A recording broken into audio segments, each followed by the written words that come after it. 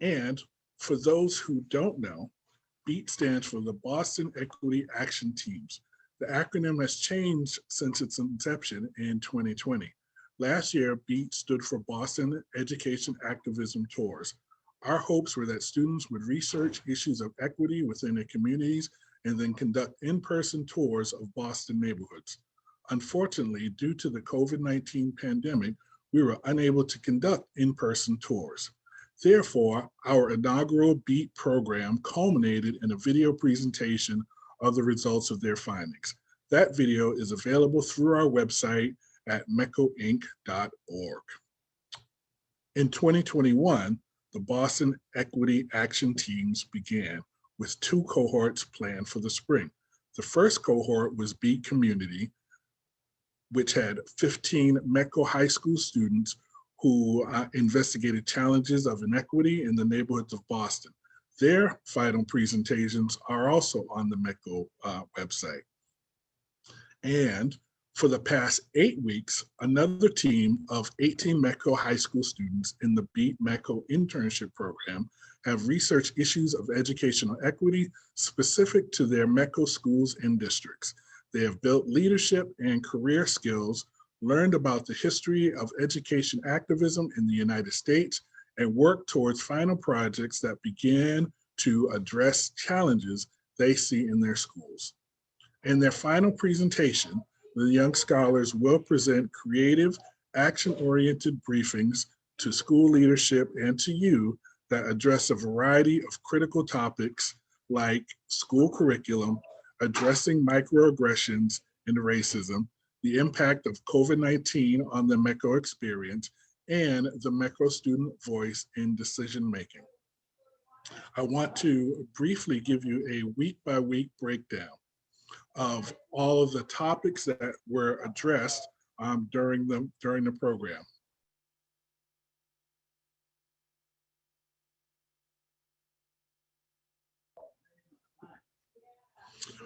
During week 1, interns examined the differences between inequality versus equality, equity versus justice, and how they show up in schools. Learned about social determinants of health and education, talked about asset-based approach and growth mindset in social justice work, and delved into an overview of history of education in the US and in Boston, as well as the history of METCO. During the second week, the BEAT interns participated in workshops on cultural competence, identity exploration, and intersectionality, studied youth leadership moments, the social movement theory of change, and types of power. They began to identify assets, challenges, and efforts in METCO districts and schools through group discussion and reflection. During the third week, they learned about action planning and developing SMART goals, trained in research, ethics, and investigative interviews, practiced communication skills. Lastly, during week 3, interns interviewed the METCO HQ staff who are also METCO alum. Week 4, they participated in a workshop on presentation and project planning led by Ron Jones, from Dialogues on Diversity, through an introduction to mindfulness exercise and radical self-care, and continued research and action planning for final presentations. And the final 3 weeks and their final, during the final few weeks, they have been working on their final presentations that you will have the opportunity to view today. At this point, I would like to introduce you to Ariel Kim. Ariel is METCO Inc.'s Youth Leadership Coordinator and primary instructor for the BEAT METCO Community Program. She will introduce our interns and their presentations. Hello, everyone. Thank you again for joining us this evening and celebrating our BEAT interns. As Mr. Cash mentioned, my name is Ariel Kim. I take she, her, and I'm the Youth Leadership Coordinator at METCO headquarters. I've had the absolute privilege of working with both cohorts of interns this spring, and more recently with the BEAT METCO interns. And I can tell you the presentations that you are about to see are really incredible pieces of research and investigative interviews and personal accounts. There's really a little bit of everything in the presentations that you're about to see. And I am so proud of the students. I hope that they are proud of themselves for the work that they've done and the learning that they have done, the skills that they've built these past 2 months. And so without further ado, actually before that, so with some further ado, I want to take a moment before we jump into presentations to thank folks who helped make this possible, both at METCO HQ specifically, and also some of our guest speakers. And so as Mr. Cash mentioned, we asked some of our METCO HQ staff who are also METCO alum to speak with the students. And that was one of the greatest days at the beginning of our internship. And then we also had a lot of guest speakers throughout the course of the internship. And so I really want to thank Ron Jones, Dr. Rashid Meadows, Professor Kiana Pierre-Louis, the We Got Us Empowerment Project, as well as Santander Bank volunteers who really helped to round out this experience, add a lot more to this experience. And it also meant that students didn't have to listen to me talk for the whole time. And so a huge shout out and thank you to all of the people who helped make this possible, behind the scenes, in front of the scenes, everywhere and all around. And so a virtual round of applause and thank you from me and from METCO HQ. And so now, without further ado, I would like to jump into the student presentations.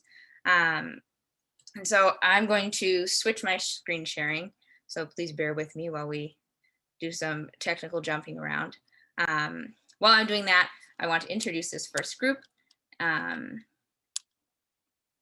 so this group, their presentation is called Unmasking METCO Microaggressions.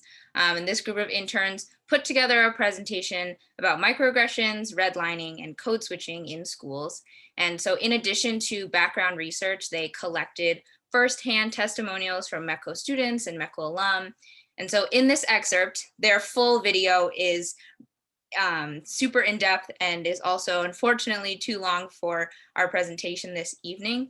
And so we have selected an excerpt to show you.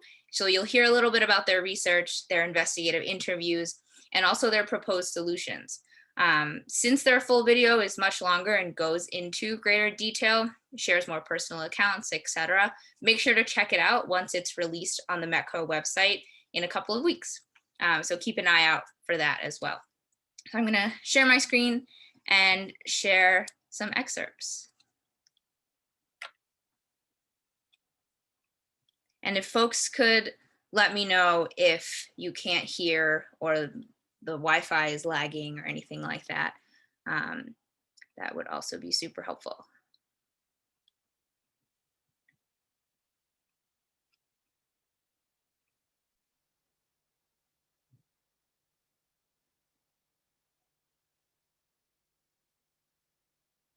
Hello, everyone. My name is Keisha. I use she, her pronouns, and I am from the Lexington district. Hello, my name is Gianna. I use she, her pronouns, and I am from the Lexington district. Hi, I'm Christine. I use she, her pronouns, and I'm from the Foxborough district. Hi, my name is AJ. I use he, him pronouns, and I am from the Bedford district.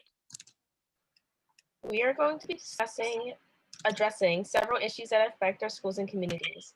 We chose to talk about these issues because of the negative experience that many METCO students go through are unacceptable and should be talked about. It's important to get this message across to everyone so we can be one step closer to allowing METCO students to feel more welcome in their student communities. Next, AJ will bring us more in depth through the biggest problems we face as a community. The big topics that we will be talking about are microaggressions, redlining, and code switching. In the presentation, we will walk you through what each of these topics mean and the effect that they have on people. We also will be sharing some experiences that people had with these kind of issues.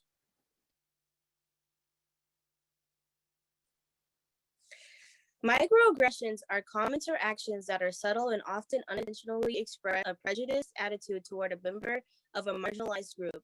Examples can be, where are you from? Where were you born?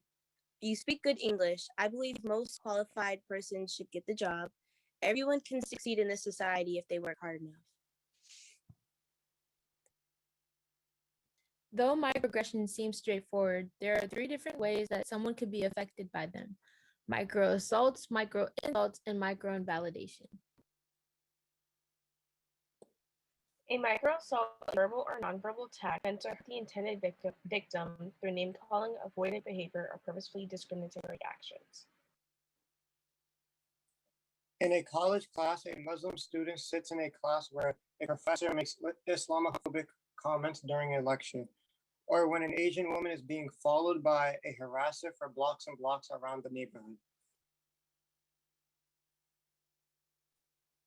Micro insults are communications that convey rudeness or insensitivity and demean a person's racial heritage or identity.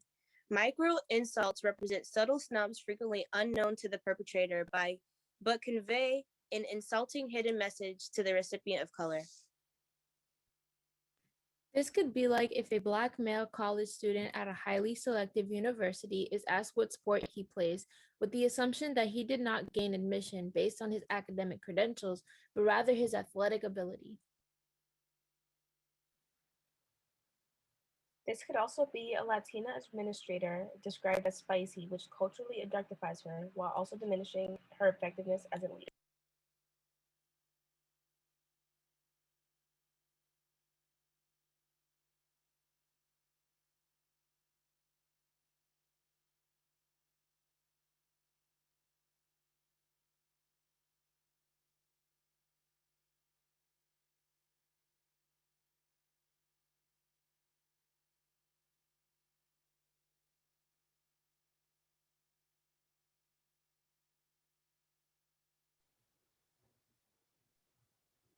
Sorry, folks. I think there's an issue with the sound from my end.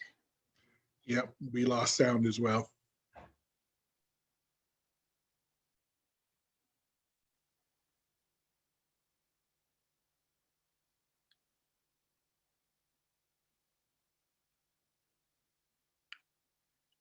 One moment. I'm going to stop sharing and then reshare.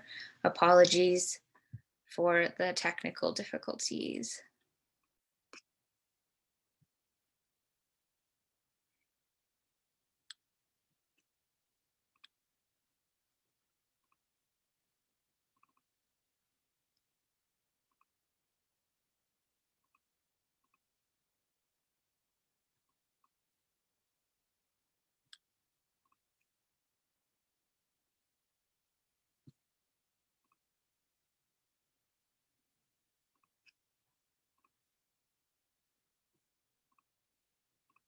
All right, I think this should work.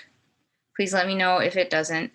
Again, apologies. Let's get this started. A student replies, "I am Mexican." The student replies, "You're Mexican, but you seem so educated and American." Next, we will talk about micro-invalidation. Micro-invalidation is communications that exclude, negate, or nullify the psychological thoughts, feelings, or experiential reality of a person of color. This is like an Asian American professor is asked where she is from, and she replies, Kansas. Her students reply, no, seriously, what country are you from? Suggesting she's not born in the United States. A Black woman is in a boardroom and is making comments to be involved in the conversation, but her comments go unheard. Another example is when a Muslim man shares an idea to his coworker and asks him if it's good enough to tell the boss. His white coworker says, "Yeah, you should tell him." Later that day, he overhears his coworker telling the boss the idea he came up with. It's easier. So again, because the video is much longer than we have time for, I'm going to skip to the end. And we hope that you will watch the full video when it is posted on the website.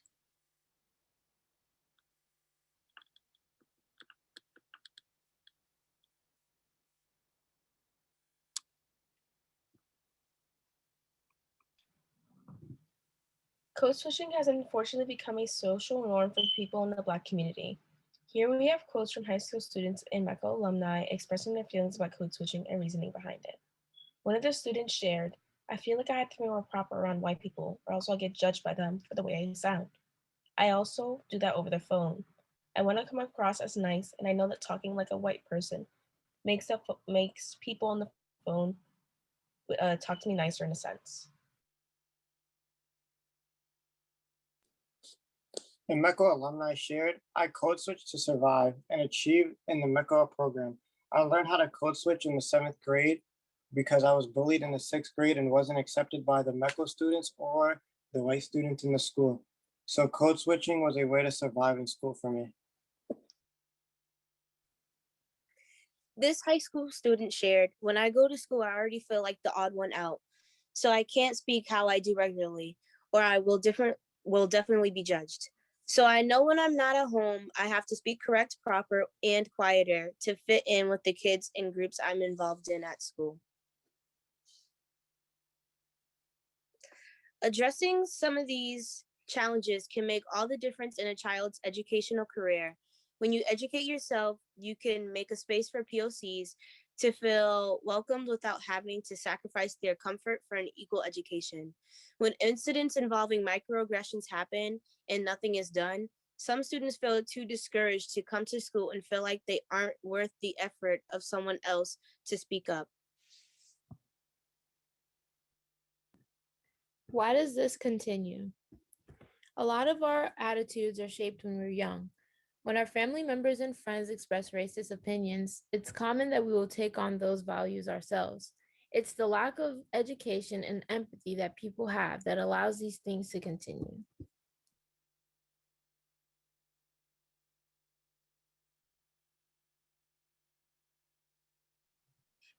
Because Teach these, oh, because these issues are so embedded into our society, the best we can do for now is start the conversations that need to be had. Schools and councils making these issues aware of them.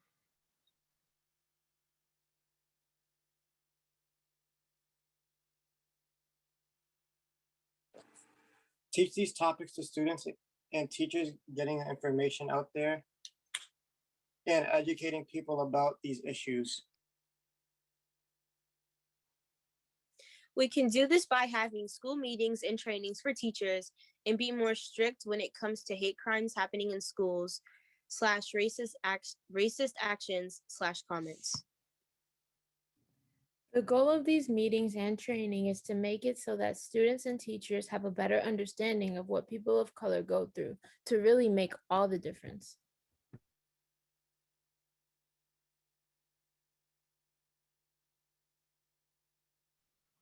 We need to tell people empowered ways and to change or deal with the microaggressions and racism such as power. Having schools meetings for all grades and ages to make the problems more widespread throughout the school with teachers and students and stop it from continuing earlier. Stricter rules on racism and microaggression that all will be acted upon in a way that tries to ensure that it won't happen again. We can fully discuss these issues to have a good understanding of the situation before doing anything drastic so that no one gets an undeserving punishment. We thank you so much for listening to our presentation and are so excited to see new change.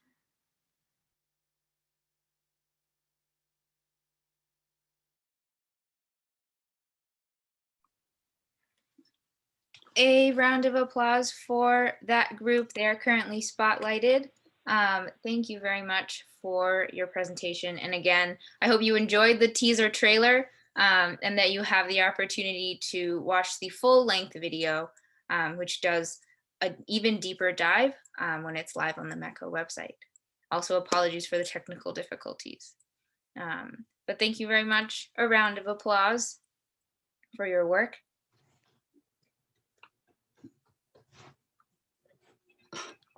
And with that, we will shift to our next group.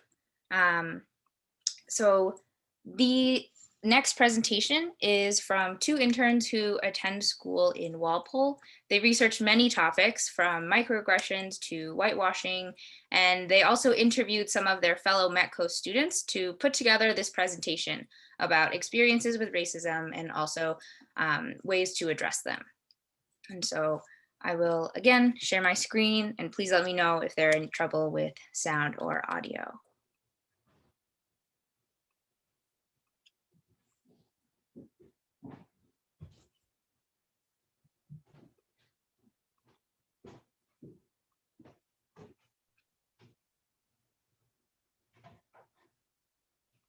Hi, my name is Joy. My pronouns are she, her, and I go to school in Walpole at Walpole High School, and I live in Roxbury.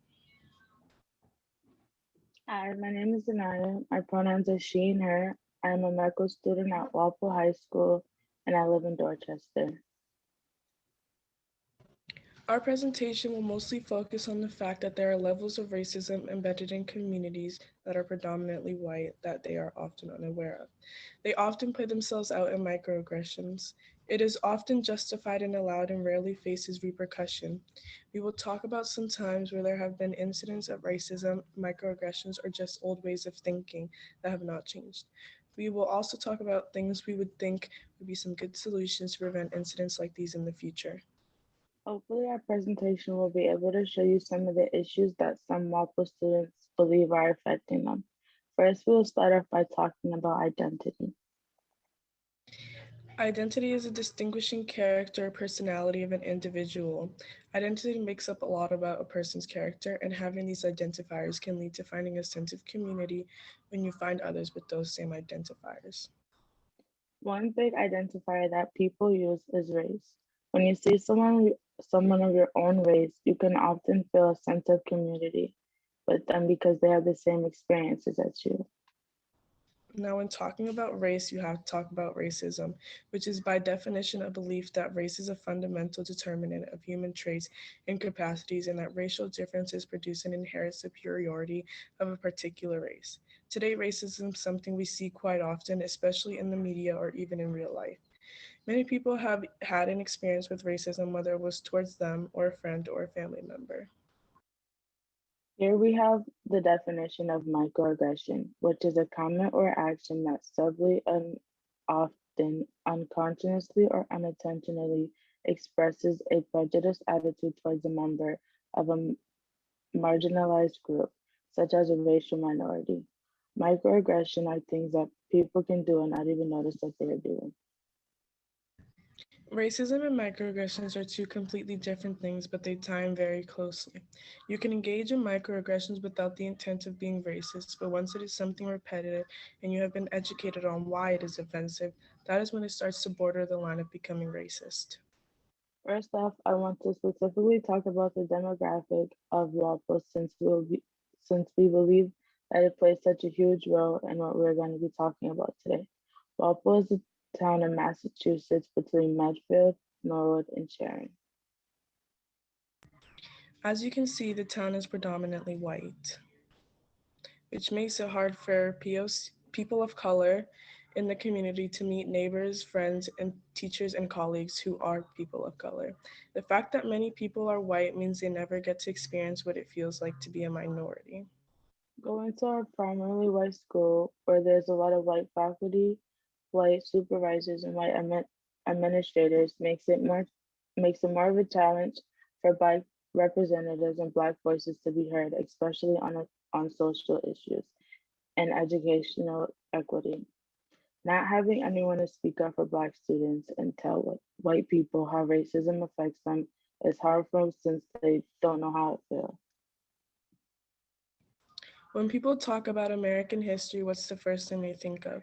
George Washington, Christopher Columbus coming to America, maybe the enslavement of African Americans by white Americans. Most of these events in history have been written and revised by white people to put them in a better light. Looking at who wrote history books that are taught in classrooms, they would see the majority of the people who helped write it are white people. Even in world history books, when they talk about other countries and other ethnic groups, it is still a white person talking about the situation. We picked one history book at random in a classroom at our school and looked to see who helped write it. The book I picked was World History Connections to Today, the Modern Era.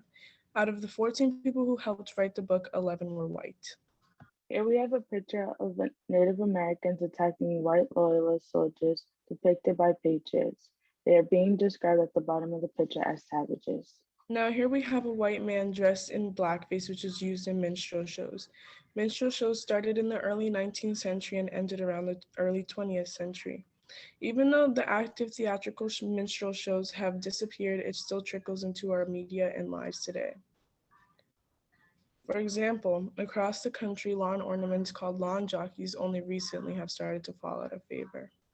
Most of education is whitewashed because it tells an oversimplified story of most cultures except the British came here looking for a better life after Columbus discovered the Americans and became best friends and allies with the Native Americans.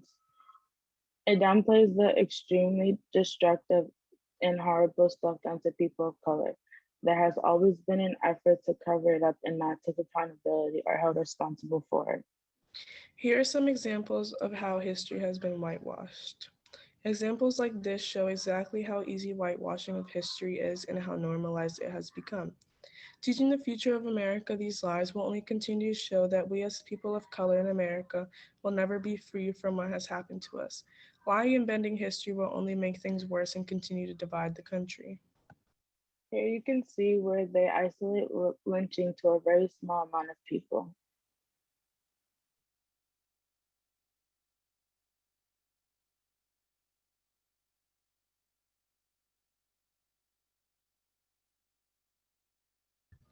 As you can see here, it speaks to the problem we see in the first slide where it minimizes lynching.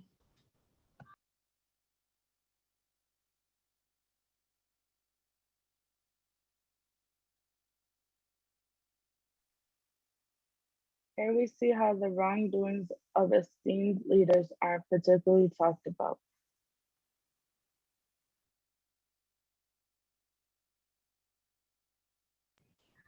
Allowing people to constantly change history and not have them face consequences is only setting us back even more as much as we want things to change.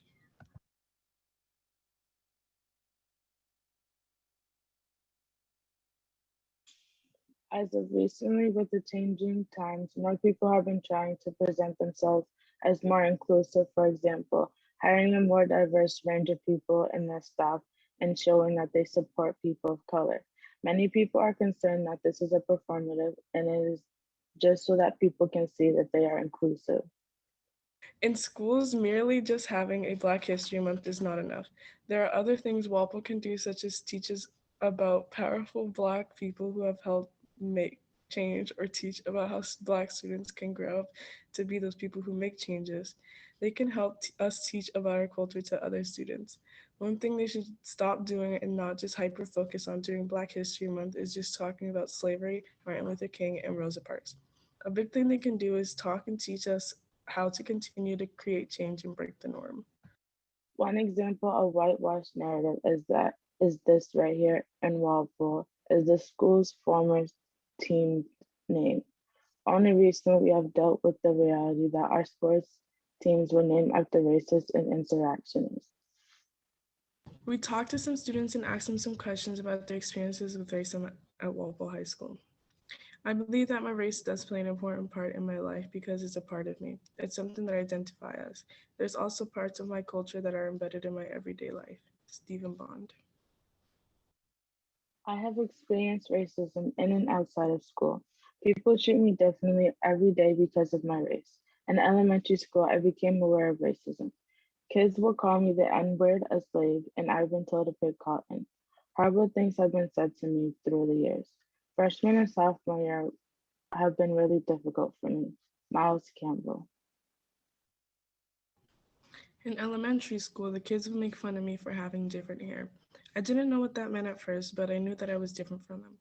I've experienced racism in and out of school for most of my life with teachers, students, and other people in society.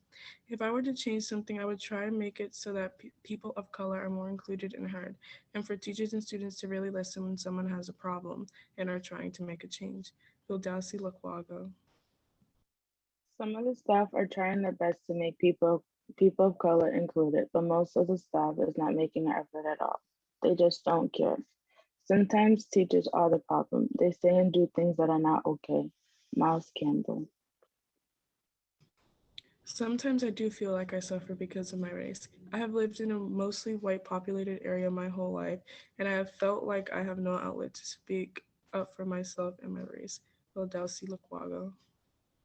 Now, here are some things that we can do to continue to invoke change and keep moving forward in racial change. We can continue to listen to people of color, continue to educate yourself on people's cultures, continue to educate people on the systemic disadvantages, keep questioning things and pushing boundaries, continue to represent and include people of color in the media, no tokenism and performative activism. Thank you for listening. We hope you found this project informative.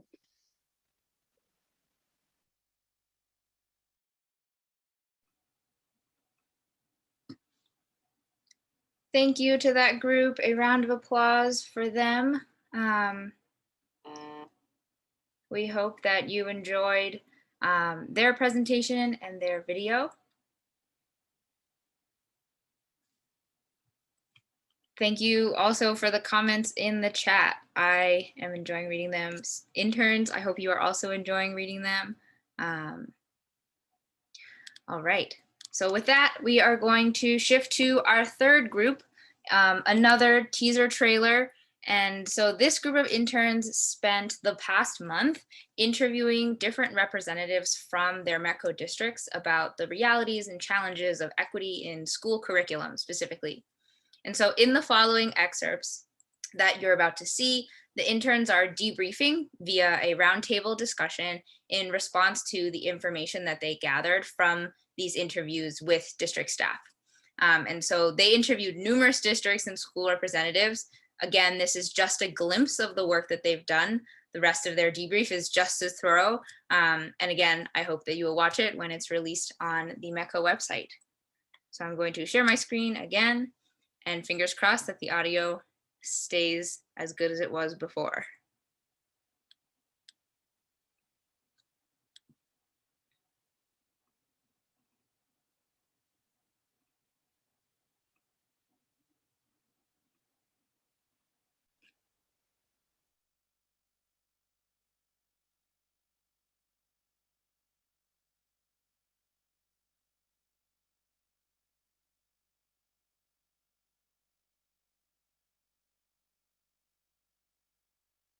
Question is, what are the next steps for your school that you actively want to be a part of?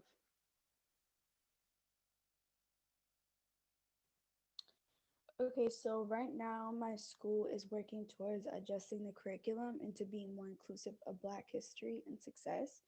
And one of the interviews that we have conducted recently, the interviewee didn't elaborate fully on what we are doing currently, so it wasn't clear. But what I understood from what they said was that we are working towards teaching different perspectives of Black history, not only the slavery part, and also including a larger portion of it into our US history classes.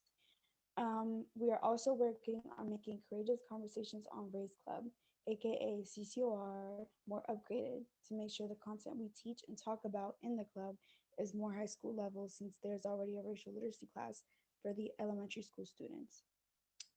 Also, trying to incorporate a racial literacy course or club in the middle schools to make sure the students are well prepared for what will be taught in high school so that they will have some background knowledge already.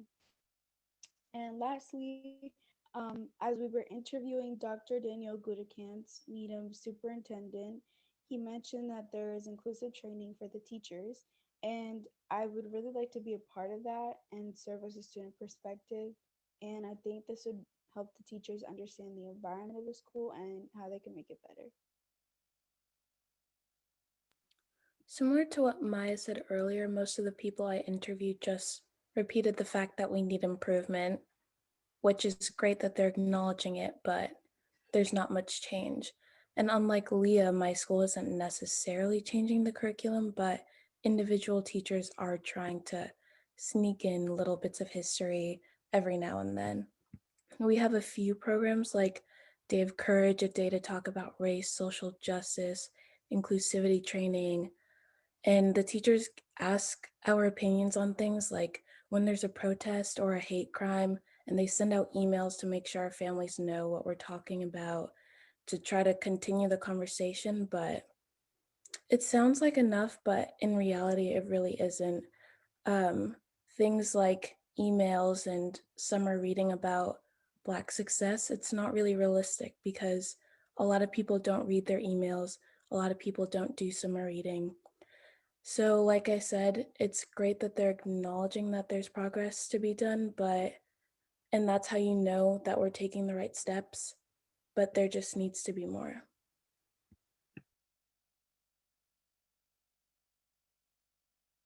And if nobody has anything else to add, the next question is, what progress do you want to see before and after you leave METCO? So because most of us are only sophomores and juniors and have a couple years left or even one more year, we would like for our schools to have at least begun working on offering a new Black history class that includes all grades and not only goes into detail about the oppression of the Black community, but also our successes in overcoming that oppression, Black culture, music, and the Black experience in general. Also, racial literacy classes in lower grades and more specifically elementary schools. I know that Needham already started these classes, but it should also be implemented across all districts.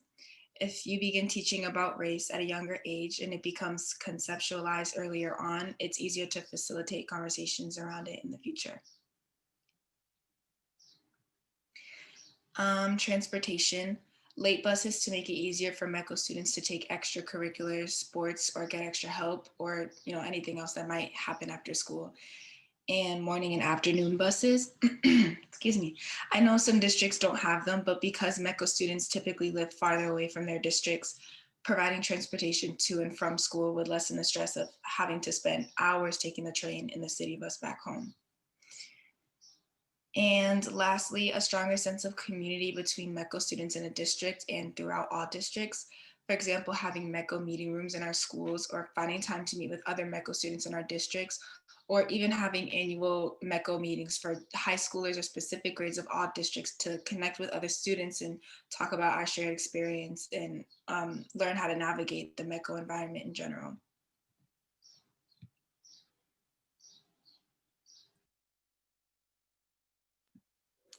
So before I leave my school, I want MECO to be more important in my school. I can't even count the amount of times somebody has came up to me and they were like, if you live in Boston, why do you come all the way to Brookline for school? And I just feel like I'm so tired of that. I'm so tired of people not knowing the program that I'm in. And it's just like, it's stressful because we go through so much since kindergarten or first grade or whenever we entered MECO. And I feel like it's just so unfair to us. And I feel like we should feel important in our schools and we want people to know about our program like any other program at school and like any other student wants to feel important in their school. And I feel like we don't get that if people don't know about our program and what put us in our school.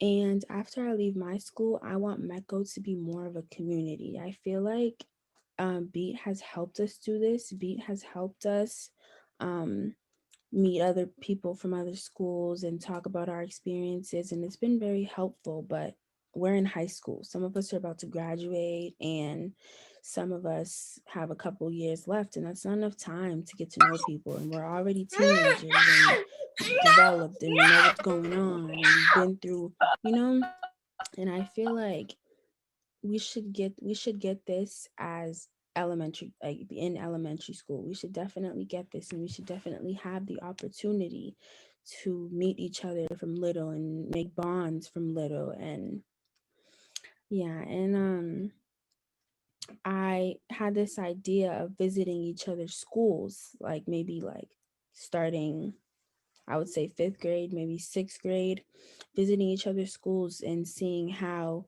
the MECO program is present and how, like the differences in each school with the MECO.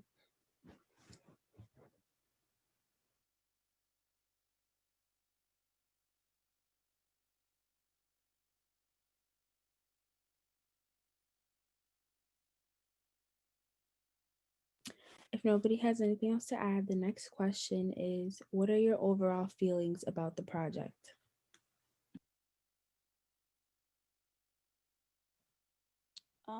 Honestly, I'm really excited to see the outcome of this project. Although we are doing work here right now, the work doesn't end here. And I know some of the people in this meeting, along with myself, are already planning on pitching some of the ideas that we have about curriculum to our school boards during the summer. So I'm definitely looking forward to that, and I can't wait to see some change happen. I personally can't wait to see like what my school does, just because the people that we interviewed really seem like they want to make their students of color feel more included, and that's super important. And I also want to be a part of whatever change they do decide to do. Even though I'll be a senior, it'll be good to kind of set up that framework to have stuff like be in place, especially for like my younger sister and my cousins that are in their freshman year. And I really do want them to include their MECO students more. I remember we used to have ice cream socials in elementary school, and we don't really do anything like that. And being able to connect to students that are like culturally, socially similar to you is something like every student needs, and it's really important.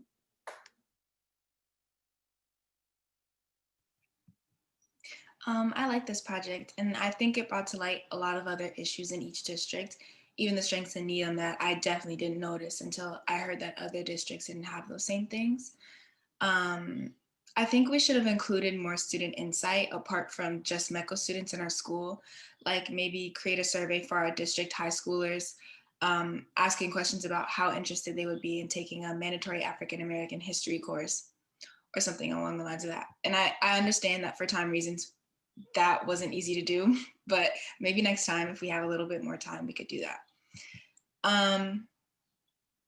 And yeah, I really love this project. We all found common ground, and overall the beat experience was really comforting and insightful. And I'm excited to see all the other groups' presentations.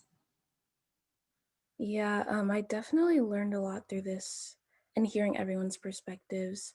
Um, it was interesting hearing the input of my teachers and principal about this project, even though I wish I had interviewed the department head, specifically history. I never realized how many issues we had in our schools. In general, I didn't even realize we had 33 METCO districts. And like Leah said, the work doesn't end here. And I'm really looking forward to continue working with some of you and really create change. Even though I'll be a senior, I'm still looking forward to make a change for the younger grades. I really enjoyed being able to learn about each district and connect with everyone. This is definitely something we should do more often as a METCO community. And there's definitely going to be a lot of things that I'm taking back to Bedford.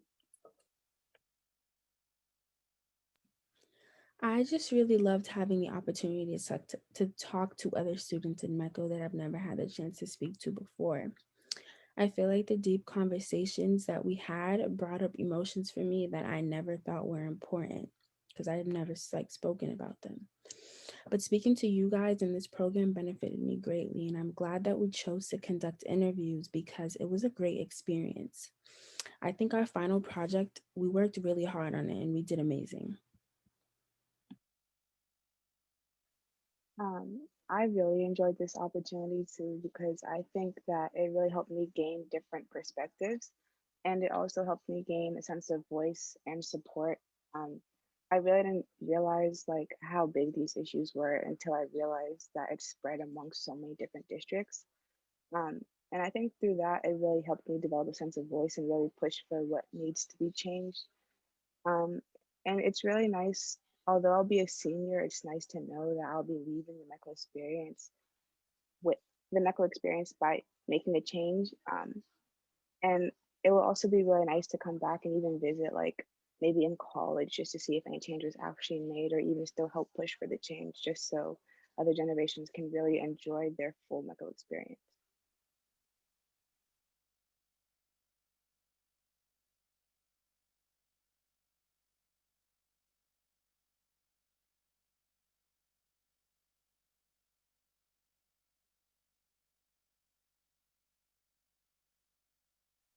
Oh, hi. Thank you. Thank you all for listening and taking a time out of your day to hear us out. We hope that you take what we said regarding curriculum into consideration, including Black and minority perspectives, teaching about race in the curriculum from a young age, and being more inclusive with METCO students that go to the schools. Also making them feel welcomed and connected to the school. We hope this is taken as a chance to reflect, and it motivates you all to further advocate for representation of POC in our curriculums and overall school environment.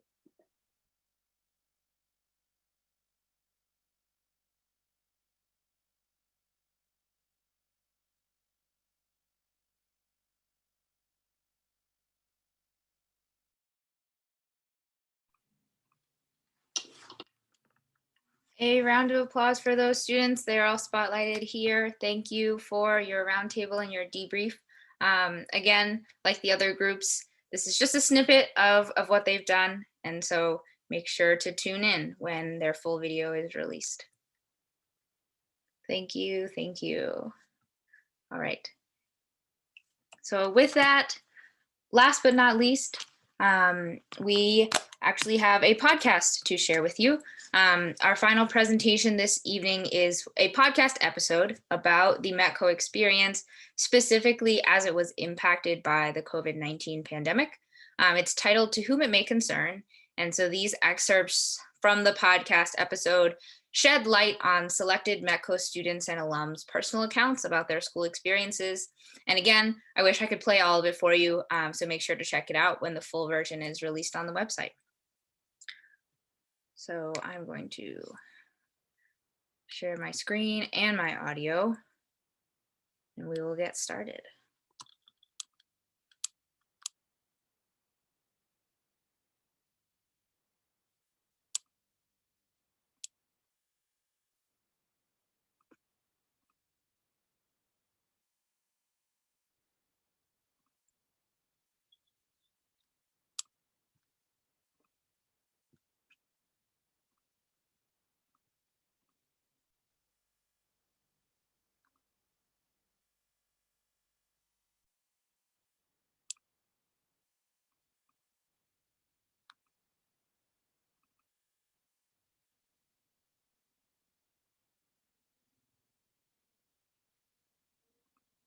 You would see people crying in the hallway, crying in classrooms, over what they are with like class and honors and APs, stuff like that. On top of that, racism. Are folks able to hear? Or did we not hear? Okay, I'm seeing nods. Thank you. Here we go. Oh Lord, you're feeling like you got 10 pounds of weight on top of your 10 pound backpack. To whom it may concern, my name is Kaylin Francois. Though I spend my mornings and nights in the city of Mattapan, my days are spent in the suburbs of Newton, where I attend Newton South High School. How do I cross these lines? A program called Metropolitan Council of Educational Opportunity, or METCO for short. The METCO program buses students from the inner cities of Boston to various suburbs in the surrounding areas. The program is designed to eradicate the racial imbalance within these schools, but that doesn't eliminate the racially motivated problems that trail behind. I sat down with 3 METCO seniors, Maya, Danielle, and Kelly, to hear about their experiences as a METCO student. My earliest memory is in first grade, kindergarten.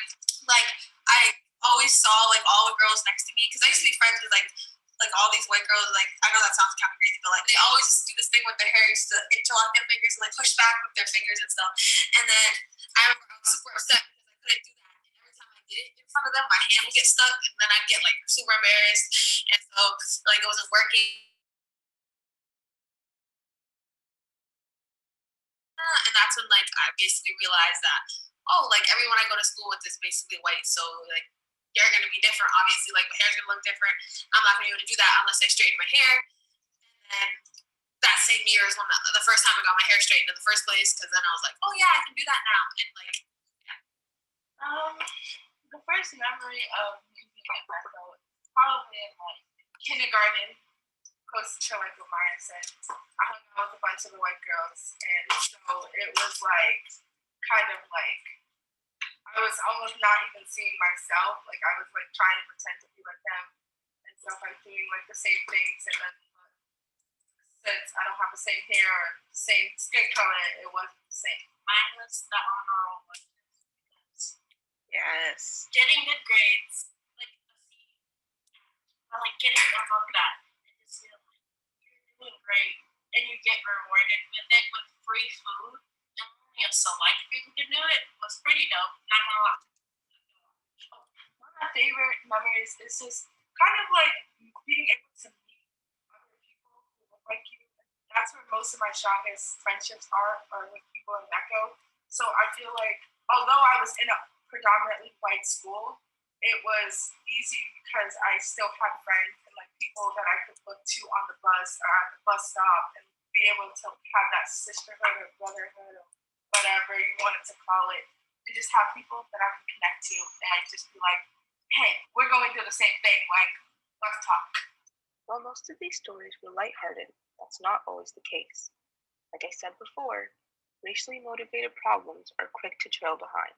I kind of wish, like, I mean, I guess I was young, so I wouldn't have really understood anything, but, like, I kind of wish, like, before I went in, like, someone kind of explained to me what it would really be like. I don't think I really, like, because, you know, we're just signed up for METCO, we go. Like, it's not like, oh, like, you're about to go to this school with all these white people, so be ready for that. But, like, no one ever said anything like that, and I just kind of, like, we just all went. And I don't think I was really, like, prepared for it, and I don't think I really understood, like, what it was until, like a couple years into elementary school, to be honest. Or like when every time we could like combine school like events or whatever, and like it was all like all of a sudden all these black people came out of nowhere. And I was like, where do all these people come from? Literally, because they're not at my school. Like, right. That's kind of what it was. Like I don't know. I feel like if you're going into METCO, like you kind of have to be like ready for that. Like I understand, like obviously, like if you think about high school, there's all these different like opportunities and stuff, and like after school, which is good. But I don't know. Like I just feel like I'm not gonna trash on METCO, but because I still like there's experiences in like school or whatever, but yeah, like opportunities. Yeah. But I don't know. Like I feel like you just have to be ready for it. I guess and prepared because you're not really like you hit reality once you get here. Like I don't know. It's different. In mostly elementary school and middle school, they were always assumed because I live in Boston that I live in territory. They'll tell me, "Oh, did you hear about the shooting last night?" And I'm like, sorry. Take your notes, please, because that's not where I live. Like, there's not like shootouts every freaking day in the hair. Oh my goodness, I will never forget when a white girl told me, "Oh, it's disgusting that you don't wash your hair." I didn't have any black girlfriends like at that time, so what did I do? I washed my hair every other day. I kid you not, there's not really those like mentors or like people to look up to because of the fact that the way that they split up the schools, none of the black kids are really together. So it's just like that's the worst. I hated middle school because I felt so. What was the first part? Oh, which one? The one about the gang territory type thing? The shootouts? Yes. Like in elementary school, and I think even in middle school, like when people found out like I was in Boston, like they would just expect that like I'm broke or like I live in the project, so like I'm being like evicted or I have Section 8 household or something like that. Like they just expected that like my family was not like I couldn't like be able to support my family couldn't support myself. Oh, less than. Seems like that's a exactly. Like I remember there was one time I don't remember what teacher, but a teacher actually we were talking about it in school, and a teacher actually asked me that, and the teacher never got in trouble. Yes. I was like, Danielle, does your mom have food stamps? Like literally. Wow. And I told my mom, and I told the principal, but that's when my mom never knew that these things were happening. Right. And the teachers never told my mom, and the principal never told my mom until it got physical fifth grade at the end of the year. After hearing these stories, I thought to myself, how could this still be happening? Although the school curriculum loves to paint the picture that oppression against Black people ended after Martin Luther King gave his I Have a Dream speech, I was still shocked to hear the ignorance in their stories. And this got me thinking even more. If METCO students are being treated poorly now, how were they treated before me? So I contacted Ashley Jackson, a social worker at METCO headquarters and a METCO alum, to hear about the differences in treatment. So go.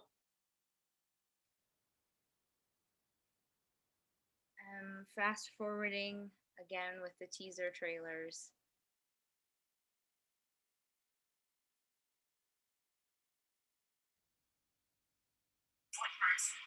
I would say especially with COVID and like between like the last year and a half, like 2 years or whatever, it's like you have schoolwork, right? You have schoolwork, you have this, you have that, and then you have like what Kelly said, the racism inside of school, but then you also have the racism outside of school. So that's another 10 pounds on a 10-pound backpack. That's like 30 pounds on your back. And plus the work. And it's like you have a lot to do, and like you're also trying to kind of like keep it together because you're like, okay, like I can't break down right now. I have to get this work done. You know, I gotta show out, represent the Black people, get A's, be in the AP, do that, like speak and stuff. Then you also have all this stuff happening. COVID-19, one of the most talked about topics there is right now. COVID hit every community with a hard punch, leaving many people jobless, homeless, and lifeless. The pandemic took so much from so many people, and even today, people are struggling to recover. Not to mention the horrible killings of many Black lives and the increase of hate towards the AAPI community. It's no question that Black people and other POC have been mistreated in history, and this pandemic was no different. This pandemic has put a large crack in society for Black people especially, and Ashley Jackson explains this perfectly. It's like because we're not being made aware of things, there's a lack of knowledge. And because of the way we've been treated in society as a whole, and even just, I mean, in the world and just here in Massachusetts, I feel like there's a major distrust of people of color. There's a major distrust with, you know, the majority or whatever, however you want to phrase that. And who's in office. All the politics, everything was like involved in like, people are, I feel like our community really understanding this pandemic and being educated around it, you know, because the administration we were kind of under, they were like encouraging, you know, these discrimination and racism. So I feel like there was already like this tension in the world, and then add the pandemic, like there's even more tension and distrust. Like, and I already said that, but like that's what I realized. I feel like there was a big level of distrust. So when things started to open back up, and when this vaccine finally came, I feel like people were hesitant. But I feel like that's due. I feel like it's a domino effect from how we've been treated. Like if you could think back to in history, they talk about the Tuskegee firemen. So like there's just like this major disconnect. So it's clear COVID has increased the sense of distrust in the Black community. But what about distrust on a smaller scale? As METCO students were put into the belly of the beast at predominantly white schools. And when this pandemic hit, it hit us too. Yeah, wait, pause. Because during COVID, when it was all happening and we were going to be introduced back to the school, these parents didn't even want us to come back because we were the ones bringing COVID into the school. Exactly. When they were the ones going to Cape Cod and California and going to beaches and stuff in Florida. And when all we do is sit in our houses like no one left except like we were the ones getting blamed, and they didn't want Michael students back in. You also have all this stuff happening outside, and you're trying to like advocate all this stuff, but like also I think it reached a point.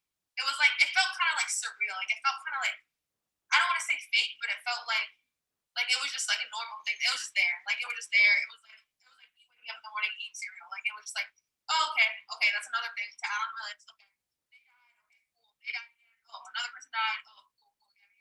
And it kept happening, and it's like, yeah, it's normalized, and like you get numb to it, especially in this environment. Like you're so numb to it. And I'm not gonna say that every white person here is racist. Like there's some really cool like people, and not everyone's white. Also, there's a good group of people here who like really advocate for people in general and like advocate for what's happening outside. It's like that's cool and all, but like once you walk out the doors, you're still the ones that walk out into the world. They walk out the doors and they go home and it's fine.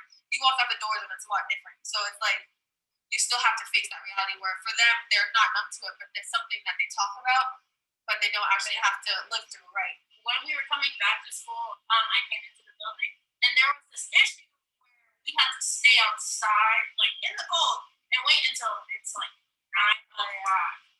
Which the students that were taking the bus got there at 8:30, so it's just like come on. Like the only other people that come early is the medical students. Like we've been doing this since like the dawn of time, getting to school early. You gotta plan for this stuff, people. Even through a global pandemic, when there was already so much hurt, METCO students experienced that societal crack. We were cut off from our school, barely remembered. We had to beg and complain countless times just for no one to hear us. METCO students truly have faced a lot. After talking with Maya, Danielle, and Kelly, I learned something. METCO students often start on this single self journey. That meaning that we have to find ourselves on our own. There's limited staff to help guide us and no preparation for the racism, implicit or explicit, we're soon to face. We have to figure it out ourselves as we maneuver through school. It's not an easy process. Not everyone can handle it. METCO, I would always have who's been she's like a worker, but not with that concern. A social worker, but not with that METCO experience. To whom it may concern, METCO students walk the single self journey alone and afraid, but together we hold a powerful voice. To whom it may concern, do not silence us any longer when we are screaming for you to hear us. Through countless generations, we've experienced injustices beyond belief. From implicit and explicit racism to challenging faculty to make change, even through a pandemic when we were painted with another stereotype. We stood tall and proud, and we continue to stand no matter what is thrown our way. I am only one person, one student, but to whom it may concern, we are here and we will never stop making noise.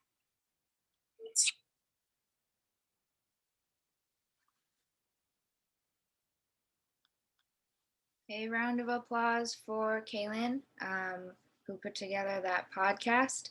Again, this was just a teaser trailer, and so look out for the final complete version on the METCO website. And so with that, I will actually pass it back to Mr. Cash.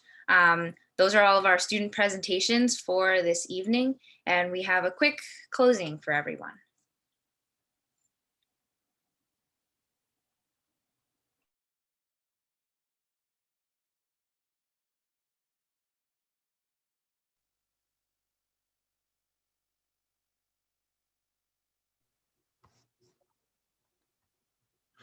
Thank you very much, Ms. Kim. And again, let's, if you wouldn't mind taking yourselves off of mute so that all of our student interns can hear you cheer and shout and clap and whistle for the phenomenal job that they did today. So everyone take yourselves off of mute, clap. Great job. This is fantastic. This is fantastic. It's powerful. It's heavy. And I saw one of the comments in the chat. You know, we've got some work to do, it's empowering to know that the voices will not stop and that the power behind the voices will continue to flow for the generations to come. And so, as I said earlier, you know, keeping with our theme of school and education, we want to do a quick check for understanding. And if you wouldn't mind choosing at least one in responding to one of the three prompts on the screen and putting it into the chat, that would be great. If you could tell us one thing you would like to learn more about, of all the different topics that you heard covered today, what's one thing you'd like to learn more about? Or what's one thing that gives you hope from what you've heard today? Or if you could restate for us one solution, one realistic solution to inequity that you heard from today's presentations. If you wouldn't mind dropping that into the chat, you can answer one, you can answer all three, and I'm going to try and share out some of these.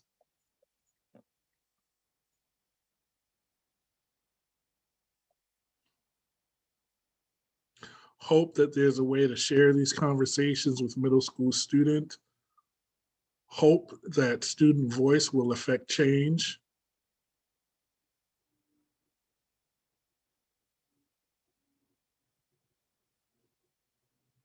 They're coming so fast, this is great. Feeling hope and knowing that this is just the beginning.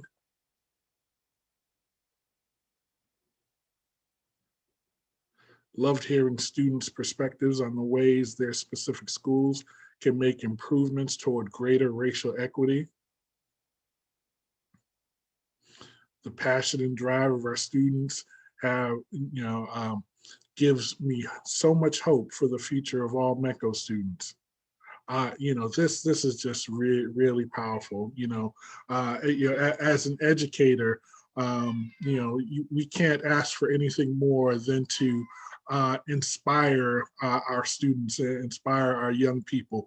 But it's magnified tenfold, hundredfold when it's the young people that are inspiring us, that are generating the hope, that are radiating hope throughout our communities and throughout our districts, and creating that common sense of, okay, we need to come together and figure this out, because what you heard was real, and I heard someone in the chat say that this is raw, and this is what we all need to experience.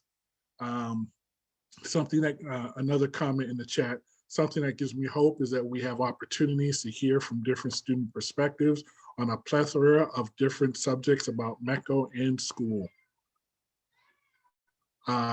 And before and this is great, and we'll continue to read through these comments here. I have hope that communities will work to make students feel comfortable and safe in their school.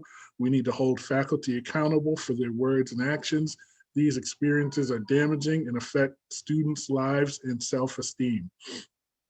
Also, all very powerful words. Before we move to wrap up, I would like to invite our CEO, Milia Barhe-Thomas, to the floor to say a few words.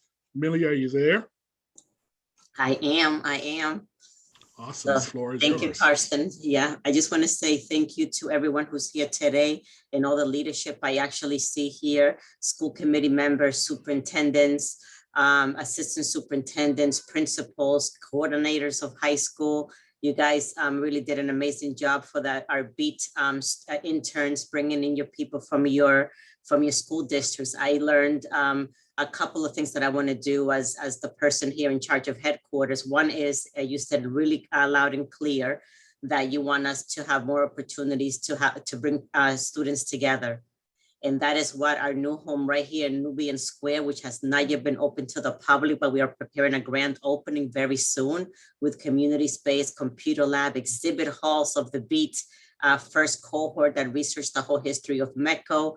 And we really want to make sure that we provide more opportunities for you. This summer, we're doing our summer jobs program for the first time hiring students during the summer. We'll continue BEAT in the fall and do different variations of it. But I heard you loud and clear that you want to come together with other people that look like you, that live in your community. And this is what METCO headquarters is here to do, to convene you and to give you those opportunities to meet students from other towns.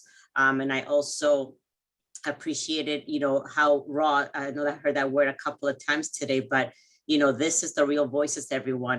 This is the real voices. We can't limit what the students have to say. This is the real experiences. So I hope that you took that in with that lens, that we have to hear it like it is, so that we can, take that information and do something about it.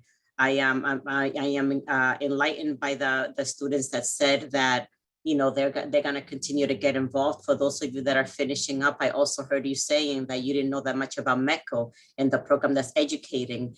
And a couple of our staff members who are also alum felt the same way when they came to work here at headquarters. They knew that it was a program that their parents sent them to, but they didn't know the significance of it. The fights and the struggles that your parents had to go through, the people before us, to make this program possible. It was parents who started this program because there was inequity in our educational system, and parents who are still here today, along with you, fighting for that same educational equity that everybody deserves, and for communities that are diverse, communities that are integrated, because nobody in this world deserves to be educated in isolation. Nobody, not us, not them, not anybody. We all benefit from learning from each other.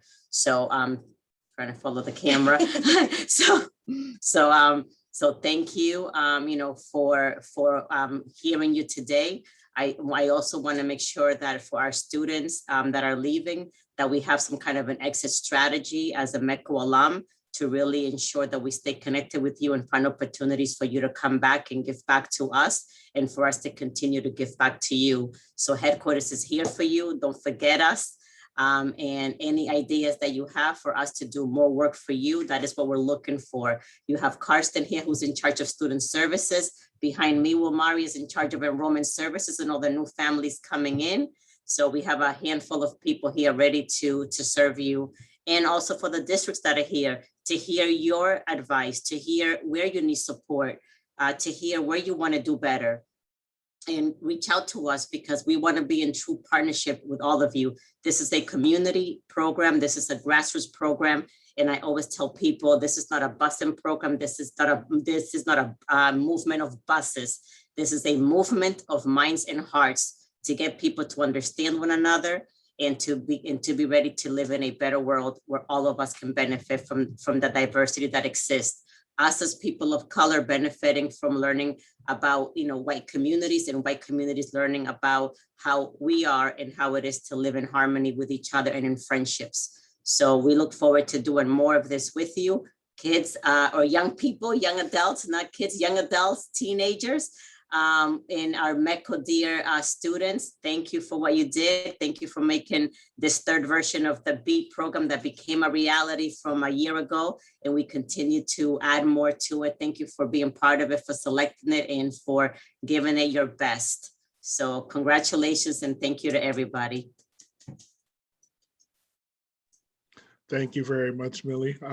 We really appreciate that. And again, thank you to the districts for your support. Thank you for the BEAT students. You all are truly leaders in and of your own right, who will go off and take all the skills that you've learned and applied today and use them in the future in your own personal endeavors. Thank you to the families who made space and allowed our young people to engage in the program. And as we wrap up, we would just like to ask the staff, the METCO headquarters staff, and that includes the METCO BEAT interns, you all are staff, to stay on for just a few minutes for a staff conversation. To everyone else, we promise to have you out of here by 6 o'clock. So we'll probably just hang out for a few minutes, but then wrap up within the hour and a half time. And then we'll have a staff conversation afterwards. So again, thank you everyone, and have a wonderful evening and be safe.